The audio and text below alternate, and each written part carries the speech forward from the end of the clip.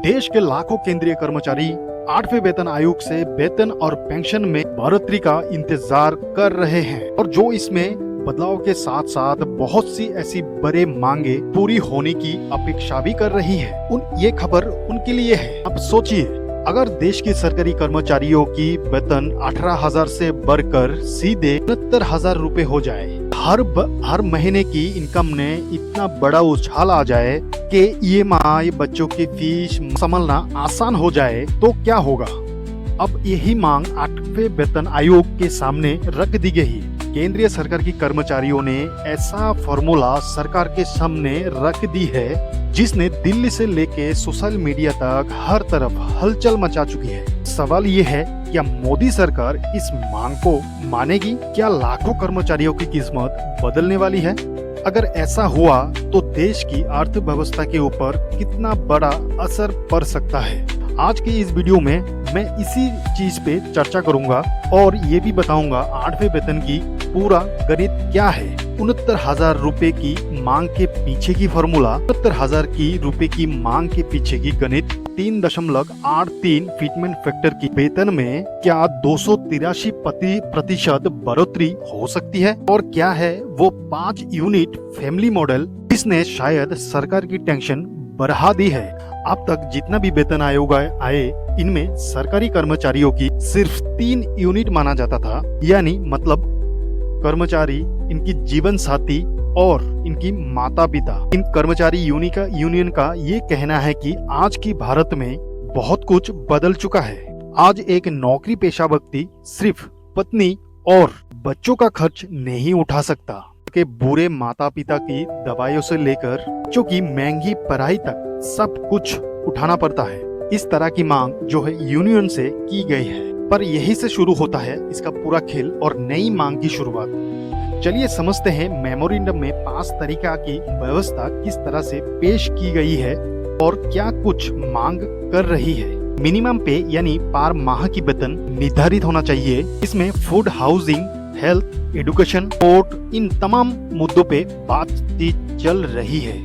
परिवार की 3 यूनिट की मांगने की व्यवस्था को खत्म करना चाहिए। इसके रिलेटेड बड़ा सुझाव केंद्रीय को दिया गया है। इसके अलावा परिवार को 5 यूनिट के तौर पर माना जाना चाहिए। इसके अलावा कर्मचारी 1 यूनिट, जीवन साथी 1 यूनिट और माता पिता 1 यूनिट। 2 बच्चे, इनमें से हर बच्चे 0.8 यूनिट, माता पिता भी 0.8 यूनिट। इस तरह से कुल मिला के 5 यूनिट बनाई गई है। इस तरह की सुझाव उनकी ओर से पेश किया गया है। अब आप सोच रहे होंगे कि गणित से क्या फर्क पड़ता है? हाँ, फर्क पड़ता है और बहुत बड़ा पड़ता है। यानी जितनी ज्यादा फैमिली यूनिट मानी जाएगी उतनी ज्यादा पे में बढ़ोतरी।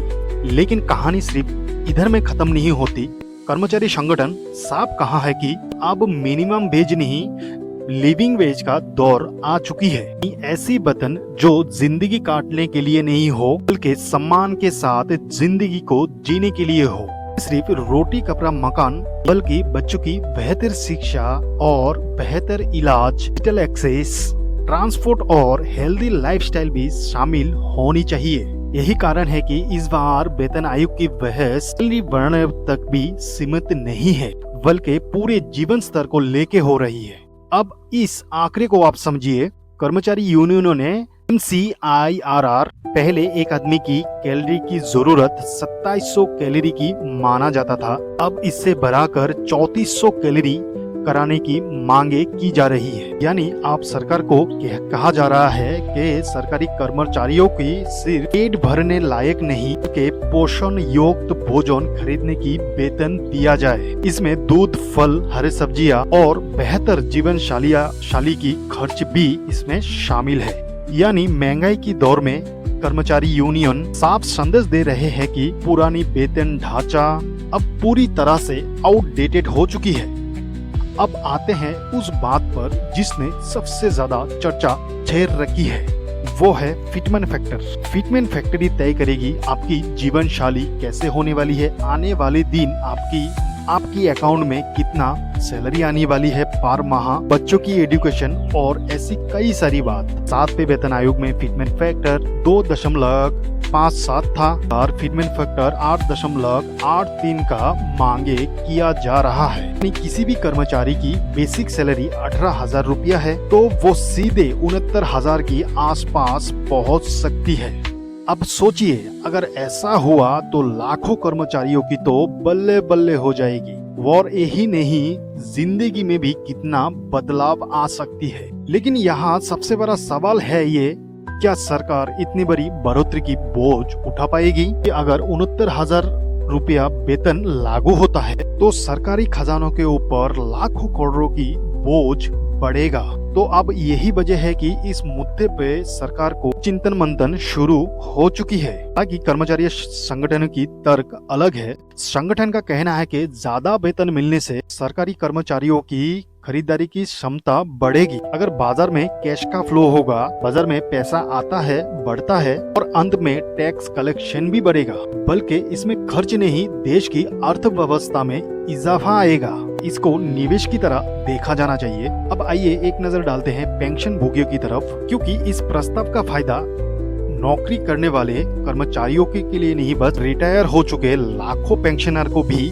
इसका फायदा मिलने वाला है। नया फिटमेंट फैक्टर लागू होता है तो पेंशन में भी बहुत बड़ा उछाल देखने के लिए मिल सकता है। यानी बुजुर्ग कर्मचारियों के लिए भी राहत की उम्मीद बढ़ सकती है। वजह है कि सोशल मीडिया पर एड पे कमीशन को लेके बड़ा हलचल चल रही है। लाखों कर्मचारी इसमें नजर भी बनाए रखे हुए हैं। नहीं कर्मचारी यूनियनों ने पे कमीशन के सामने और बहुत बड़ी बात रखी है। कहा है कि सालाना इंक्रीमेंट को 3% से बढ़ाकर 6% किया जाना चाहिए। साथ ही पे लेवल को मर्ज करके वेतन को समानता दिया जाए। यानी शुरुआती वेतन नहीं, प्रमोशन और उस सिस्टम को बदलने की तैयारी चल रही है। ये सिफारिशें मानी जाती है वाले वर्षों में सरकारी नौकरियों की तस्वीर तरह से बदल सकती है। सवाल है कि आगे क्या होगा। फिलहाल सरकार ने MyGov और अधिकारी पोर्टल पर जब मांगे हैं, कर्मचारी संगठन अपना विस्तृत मेमोरेंडम पहले ही सौंप चुकी है और आप सबके नजर सरकार के अगले कदम के ऊपर टिकी हुई है। सरकार कर्मचारियों की इस ऐतिहासिक मांग को मान लेगी?